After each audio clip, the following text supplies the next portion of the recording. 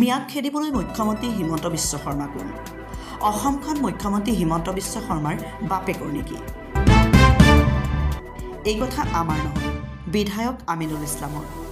মুখ্যমন্ত্ৰী হিমন্ত বিশ্ব শৰ্মাক NSAৰ অধীনত গ্ৰেপ্তাৰৰ দাবী বিধায়ক আমিনুল ইছলামৰ। SR প্ৰক্ৰিয়াত হোৱা অনিয়মৰ বিৰুদ্ধে AIUDFৰ মৰিগাঁও জিলা সমিতিৰ প্ৰতিবাদী কাৰ্যসূচীত অংশগ্ৰহণ কৰি এনেদৰে মন্তব্য কৰে ঢিঙৰ বিধায়ক আমিনুল ইছলামে। আজি AIUDFৰ মৰিগাঁও জিলা সমিতিয়ে লাহৰীঘাট সমজিলাত SRৰ বিৰুদ্ধে প্ৰতিবাদী কাৰ্যসূচী ৰূপায়ণ কৰে। শীঘ্ৰেই হিমন্ত বিশ্ব শৰ্মাৰ বিৰুদ্ধে উচ্চতম ন্যায়ালয়ৰ দ্বাৰস্থ হ'ব AIUDF। এই হুংকাৰ বিধায়ক আমিনুল ইছলামৰ। News desk report Batadrava live.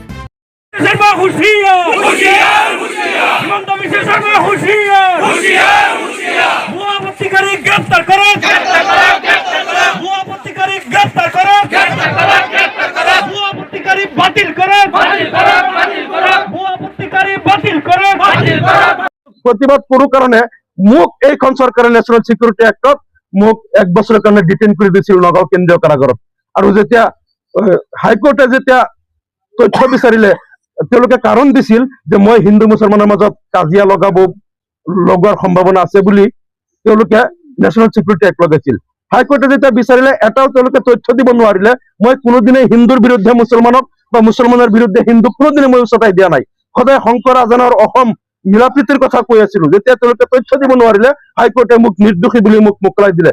কিন্তু বৰ্তমান অসমত শান্তি সম্প্ৰীতি বৰ্তাই ৰখাৰ কাৰণে আটাইতকৈ প্ৰয়োজনীয় কামটো হ'ল মুখ্যমন্ত্ৰী হিমন্ত বিশ্ব শৰ্মাক ন্যাশনাল সিকিউৰিটি এক্টত তেওঁক ডিটেইন কৰি দিয়া, নহলে কিন্তু অসমত সংঘাত হ'ব। ইতিমধ্যে আৰম্ভ হৈ গৈছে। হিন্দুসকলে মুছলমানক বিভিন্ন ঠাইত অত্যাচাৰ আৰু মাৰপিট আৰম্ভ কৰিছে বিজেপিৰ কিছুমান ভেৰুনীয়া গুণ্ডা বাহিনীয়ে।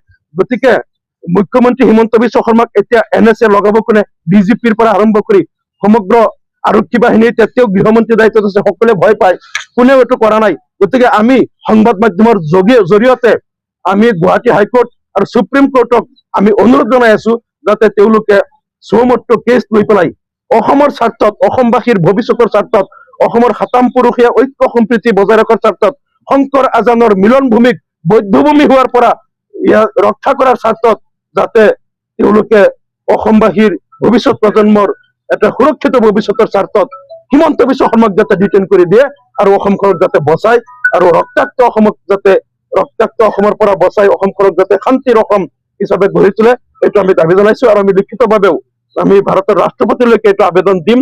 কাৰণ তেওঁ যিটো আৰম্ভ কৰিছে, যিবিলাক পাগলামি আৰম্ভ কৰিছে অসমখনক, কিছুদিনৰ ভিতৰতে মুছলমানসকল আজিও অসমত ধৈৰ্য ধৰি আছে। বহুত অসমৰ মুছলমানসকল যথেষ্ট তেওঁলোক নমনীয়, ধৈৰ্যশীল, সদায় তেওঁলোকে সহ্য কৰি যায়, কোনোদিনো উত্তেজিত নহয়, নহলে কেতিয়াবাই অসমখন ৰক্তাক্ত হৈ গলহেঁতেন। গতিকে হিমন্ত বিশ্ব শৰ্মাই যিটো আৰম্ভ কৰিছে এইটোক আমি উচ্চতম ন্যায়ালয়লৈকে যাম যাতে NSAৰ অধীনত তেওঁক গ্ৰেপ্তাৰ কৰে। আইনী পদক্ষেপ ল'ম।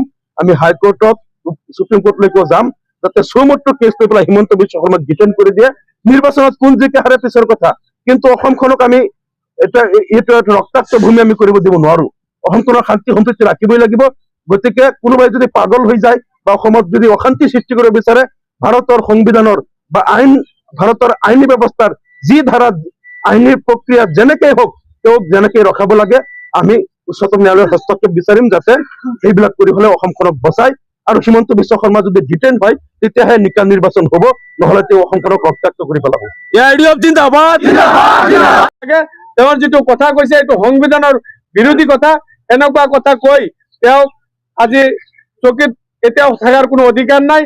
আৰু আমি দাবী জনাইছো যে হিমন্ত বিশ্ব শৰ্মাক আজি অসম ৰাজ্যত ৰাষ্ট্ৰপতি শাসন দি এই চৰকাৰৰ যোগেদি যাতে 26ৰ নিৰ্বাচন নহয় তাৰ বাবে আমি দাবী জনাইছো। কাৰণ আমি ইতিমধ্যে গম পাইছো, সমগ্ৰ অসমে গম পাইছে তেওঁৰ যিটো কথা বতৰা, তাৰ পৰা স্পষ্টভাৱে গম পাইছো যে আজি তেওঁৰ নেতৃত্বতেই আজি ভুৱা কিছুমান দি মানুহক হাৰাশাস্তি কৰি আছে, যিটো নাগৰিকক কৰিব নোৱাৰে গণতন্ত্ৰৰ যোগেদি।